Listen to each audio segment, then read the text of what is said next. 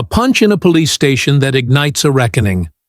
When a racist officer strikes a quiet, elderly black man in a crowded precinct hallway. He thinks it's just another abuse of power. What he doesn't know, the man isn't a helpless civilian. He's the new police chief. And in the next 5 minutes, everything the officer built starts to crumble. This is a story of prejudice, authority, and blindness. And the kind of justice that doesn't whisper. It roars. Stick around, because the twist? You won't believe it until you see it. Let us know where you're watching from and what time you found this. We read every single comment. Oakwood. Georgia had always felt like a town at war with itself. Pristine antebellum homes and magnolia-lined streets barely masked the deep racial divides that festered beneath. The morning sun had barely crested the eastern hills when Chief James Wilson arrived at the precinct. At 68, he carried himself with quiet dignity that needed no introduction. His silver-gray hair was cropped close to his scalp, and his penetrating brown eyes missed nothing, not even the microaggressions that followed him like shadows. People thought they could slip things past him. This police station, weathered, brick with gleaming insignia, had seen decades of justice and injustice alike. James had walked its linoleum halls for over 4 decades, first as a patrol officer fighting battles for respect from both criminals and colleagues who couldn't accept. A black man in uniform, then as a detective determined to clean corruption from inside the system, and now as chief. He was the first black police chief in Oakwood's 150-year history. And some folks still couldn't stomach that fact. James knew the price of breaking barriers. They didn't just throw obstacles in your path, they tried to erase your presence entirely. As he stepped through the side entrance, the desk sergeant nodded respectfully. Some officers even smiled. James gave a curt nod, his mind already on the morning briefing. It was supposed to be a routine shift change, addressing weekend incidents, shift assignments. But his instincts, those finely tuned, decades-old instincts, tingled. Something about this morning felt off. The assistant outside the briefing room met him with a strained smile. "Good morning, Chief Wilson." "Officer Daniels already inside. Says he wants to discuss yesterday's arrest before the meeting." James paused. Daniels. Yes. James felt his jaw tighten. He knew Daniels. Everyone in Oakwood law enforcement knew Daniels. Officer Scott Daniels, mid-30s, clean-cut, third-generation cop. A walking legacy of power unchecked. He carried arrogance like it was standard issue and had enough connections across departments to stay untouchable no matter what complaint landed in his file. The problem was, those complaints never stayed. Harassment, racial profiling, excessive force, always swept away like coffee grounds under a desk drawer. James had read his name too many times in reports that reeked of impunity. He stepped into the hallway quietly, not yet wearing his uniform jacket with its gold insignia, not yet displaying his badge. Daniels was already standing at the water, cooler, arms crossed, expression sour. The young man he'd arrested yesterday, no older than 20, sat handcuffed to a bench, eyes downcast and afraid. Daniels didn't glance at James as he entered. "Let's get this moving," Daniels barked toward the desk officer. "I don't have all day for paperwork. Process him now." "The booking procedure takes time," James said evenly. Daniels finally turned and stared. There was a split-second pause where confusion flashed across his face. He was trying to place James, janitor, maybe, or a civilian visitor. James wasn't in full uniform, wasn't displaying his badge, so to Daniels, he wasn't important. "You here? To bail him out?" he said smugly. James didn't answer. He moved toward the side counter to review a clipboard left there. The hallway was mostly empty, just the young arrestee, a few early arriving officers, and the desk sergeant looking uncomfortable. Daniels, now clearly irritated, stormed over toward James. "Hey, I'm talking to you, old man," Daniels snapped, and then it happened.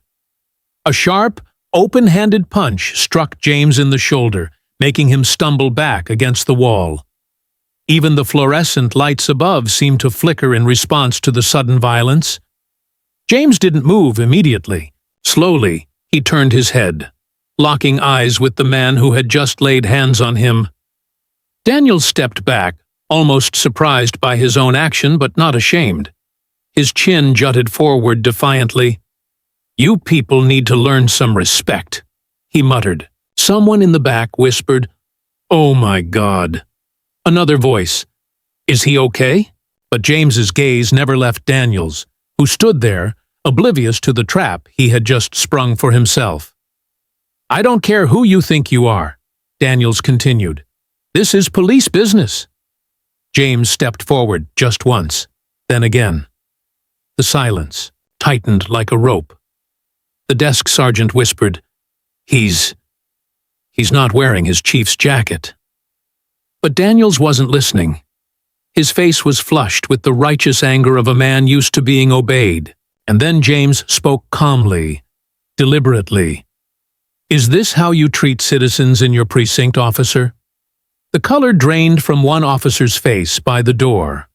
A lawyer dropped her pen. Daniels blinked. "What are you talking about?" James stepped toward the booking desk. Nobody breathed. Officer Daniels stood like a statue, eyes locked on Chief James Wilson as recognition slowly dawned on his face. He blinked twice. For the first time since James had entered the room, Daniels was afraid. James clasped his hands behind his back. He let the silence weigh down on everyone. Even Officer Mills, the desk sergeant, looked like he was holding his breath. One moment can change everything. What would you do if the room turned against you? Without warning, share your reaction below. Hit like and subscribe to the channel if this hit you too. "Officer Daniels," James finally said, his voice steady as steel, "did you just strike me in this precinct?" I didn't know who you were," Daniels muttered. "That is not what I asked you. Yes or no?" Someone at the booking desk had already pulled out their phone. Cameras were rolling. "You came at me. You thought I was beneath you," James said, not raising his voice. "You're twisting this into something it's not." "I'm not twisting anything. You assaulted an elderly man unprovoked in your own precinct." Daniels glanced at the other officers. No one met his eye. "If I were a white male chief, would you have struck me?" James asked. Daniels said nothing. His silence was the loudest admission in the room. "I'll take that as a no," James continued. "Now you've compounded that assault with insubordination." "I was doing my job," Daniels shot back. "That kid," he pointed toward the defendant, a thin, nervous young man still handcuffed to the bench. "Enough!" James's voice finally rose. "You do not get to justify assault with more prejudice. If someone crossed a line they couldn't take back, would you call them out or let the world decide? Drop your answer in the comments. Hit like and subscribe to the channel if this hit you too." James turned to the desk sergeant, his tone crisp. "Officer Mills, please enter into the record that Officer Scott Daniels has physically assaulted the chief of police in this precinct without cause or provocation." Daniels took a step back, finally understanding that the ground beneath him was shifting fast. This wasn't going to be swept under the rug like before. No union rep was going to make this disappear. Not this time. James glanced at the surveillance. Camera. "Officer Mills, is this hallway under video surveillance?" "Yes, sir," Mills replied immediately, his voice taut. "Good. Then the record will also reflect visual evidence." Daniels's eyes flicked toward the corners of the ceiling, where two small black domes blinked silently back at him. That was when his expression truly changed. He wasn't just angry anymore. He was scared. "I didn't mean—" he began again. James raised a single hand and stopped him cold. "You've had years of not meaning it," he said. "I've read your file. I've seen the complaints. I've seen how they disappeared. But here's what's different today, officer. This happened in front of witnesses, under cameras, to the chief of police." Daniels opened his mouth again. But James didn't let him continue. "I have spent my life watching men like you mistake force for authority, mistake fear for respect, and mistake silence for consent. Not today." He stood taller, the whole room seeming to straighten with him. "In accordance with the authority vested in me as Chief of Police for the Oakwood Police Department, when the tide starts turning, do you stand firmer or back down? What would you do if power shifted your way? Let us know. Hit like and subscribe to the channel if this hit you too." "I hereby place Officer Scott Daniels under formal departmental investigation for criminal assault on a public official," he announced. The gasp from the young man still handcuffed to the bench was audible. James turned to another officer. "Officer Reynolds, place Officer Daniels under temporary detainment. Do not apply cuffs yet. He is still a sworn officer, and I expect professionalism, but he is not to leave this building." Daniels's mouth dropped open. "You can't be serious," he cried, chest rising with disbelief. "I didn't even know who—" "And yet," James said quietly, his eyes unblinking, "you knew enough to hit me." Daniels looked around wildly, but no one stepped forward. No allies, no defense, just the slow tightening of the noose he'd tied for himself. The sound of the station door shutting behind an entering officer echoed like a warning shot through the hallway. Officer Reynolds stood near Daniels, hand resting lightly on his belt, not threatening but clearly ready. Daniels stood rigid, face flushed red, jaw tight, and fists clenched at his sides like he was holding back a storm of rage. James remained standing tall, his gaze pinned to Daniels like a steel rod. He didn't blink, didn't soften. He gave him no escape hatch, no space to pivot into denial. If someone crossed a line they couldn't uncross, would you make them face it head-on or offer grace? Share your thoughts below. Hit like and subscribe to the channel if this hit you too. "Chief," came a voice from the doorway. It was Lieutenant Pearson, the shift supervisor, an older white man with thinning hair and suddenly very pale. "Do you want to proceed with the morning briefing?" James turned his gaze slowly toward him. "I will decide that momentarily. But first I want to address everyone here, because what just happened in this room is no longer a matter of internal discipline. It is a matter of law, of precedent, and of public trust." He looked toward the officers gathering near the doorway. "You all witnessed an on-duty officer physically assault the chief of police without provocation. You heard his words. You saw his posture. I want you to record that. I want you to remember it. Because if the law can't protect those who enforce it fairly, then we are no longer in a democracy. We are in something much darker." The room was dead silent. Even the click of computer keys had stopped. Daniels scoffed suddenly, unable to help himself. "Are you really going to turn this into a damn press moment?" James slowly turned back to him. "Is that what you think this is, officer? Public accountability, a moment of theater?" Daniels said nothing as James stepped closer, heels striking.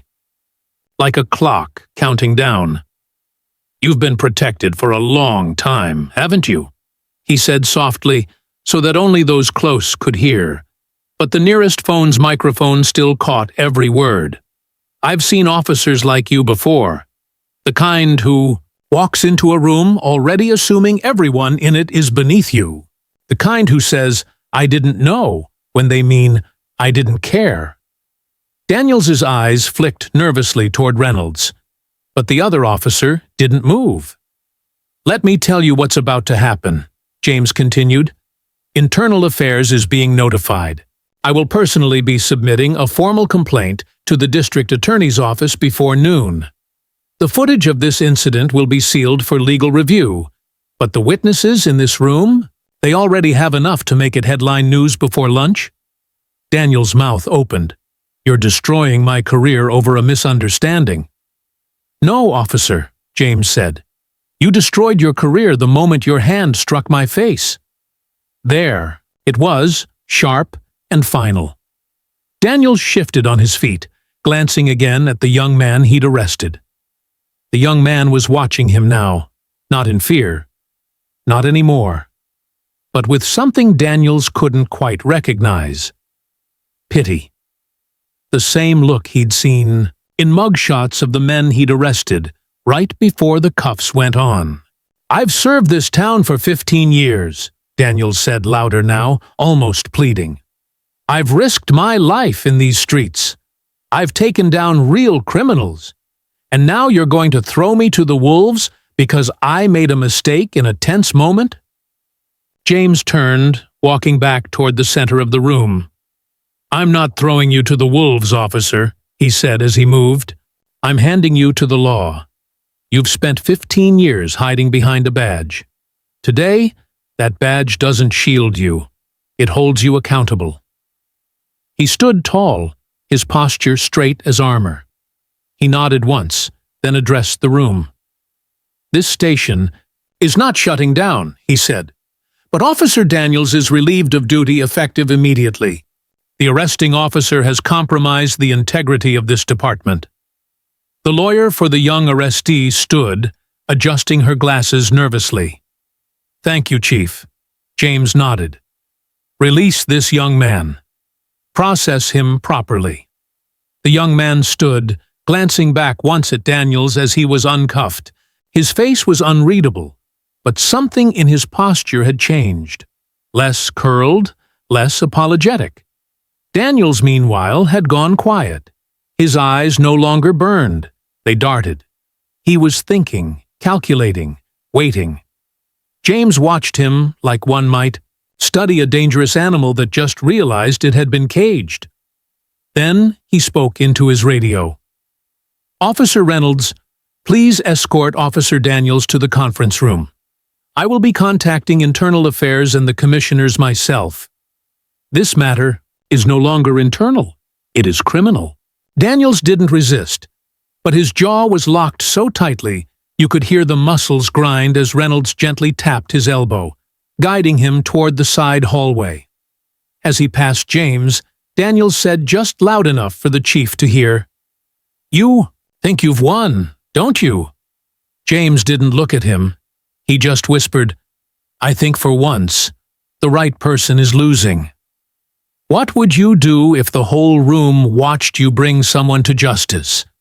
Stay strong, or show mercy? Let's talk about it. Hit like and subscribe to the channel if this hit you too. "Chief, the mayor is on the line," Mills said cautiously, holding out the precinct phone. "He's asking if you'd be willing to de-escalate, handle this internally, off record." James didn't take the phone. He stared at it like it was a weapon, silent but heavy. "Tell the mayor I don't serve politics. I serve the law." There was a long pause on the other end of the line before Mills nodded. "Yes, sir," he said, placing the phone back on the receiver without another word. Someone in the hallway murmured, "He just told the mayor no." Another whispered, "Good." The power in the room shifted again, but this time It didn't roar. It hummed. James closed his eyes briefly, just long enough to feel how tired he was. When he opened them again, they were clear, focused, unshakable. Somewhere deep down, he knew this would cost him. In headlines, in relationships, maybe in appointments yet to come. But he also knew the cost of silence. And he wasn't paying it anymore.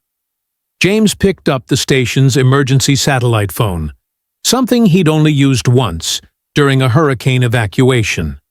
He dialed directly to the State Attorney General's office. "This is Chief James Wilson of Oakwood Police Department. I am formally requesting state oversight and investigation into a pattern of racial bias and excessive force within my department." He paused, then added, "Send investigators immediately." Officer Mills straightened. One of the young officers gasped. Even Lieutenant Pearson slowly removed his glasses. No one spoke. They just watched history unfold in real time. Daniels, visible through the glass walls of the conference room, let out a bitter, breathless laugh. "You're serious? You're actually going to burn this whole department down to make a point?" "Not burn," James replied, lowering the receiver. "Clean." He stood slowly. For the first time in a long time. Outside, sirens began to rise in the distance. Not urgent, not chaotic, just steady. On schedule.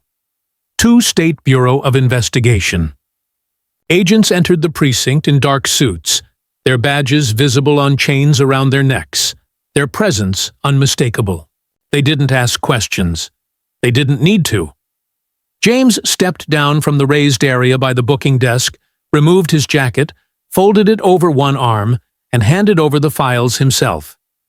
"The investigation begins now," he said, handing it to the lead investigator. And it doesn't stop at him. Daniels was led out without resistance, his badge and gun surrendered in silence, his name no longer a shield. The precinct stayed quiet long after they were gone. Not stunned anymore, sobered. James turned one last time to the remaining officers. "This is what the law looks like when it works," he said, "and we're not done." Then he walked out, not with noise, but with purpose.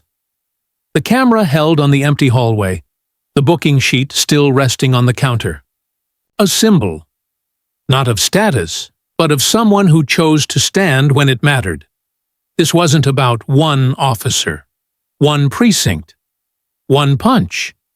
This was about what happens when silence breaks and someone finally says, "Enough." Real justice doesn't shout. It doesn't seek the spotlight. It holds the line when no one else will. Like Chief Wilson, we don't need to scream to be heard. But when we do speak, let it echo. Because justice doesn't begin in precincts. It begins in people.